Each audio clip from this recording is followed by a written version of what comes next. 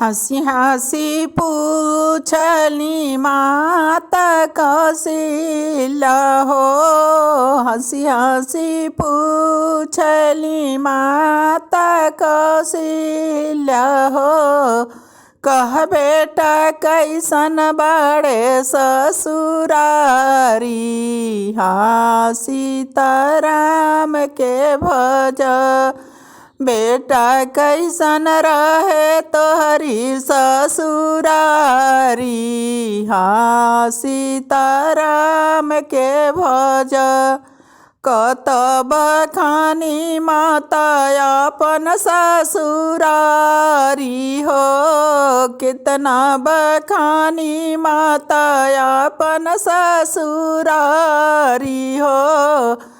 साली सुनावें सब गारी। हाँ सीताराम से बनी सखिया सुनावें सब गाली। हाँ सीताराम से बनी सासुले सरहज बड़ी प्यारी हो। सासुले सरहज मोरी प्यारी हो। सासु गंगा जल पानी। हाँ सीताराम के भज मोरी सासु गंगा जल पानी। हाँ सीताराम के भज नवही माँ से बेटा यही कखी रखनी हो। नवही माँ से बेटा यही कखी रखनी हो।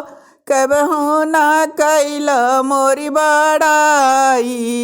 हाँ सीताराम के भज अब कबहू न कैल मोरी बड़ाई। हाँ सीताराम के भज एक ही राती बेटा गैला ससुरारी हो। एक ही राती बेटा रहला ससुरारी हो। सासू के तनी बड़ाई।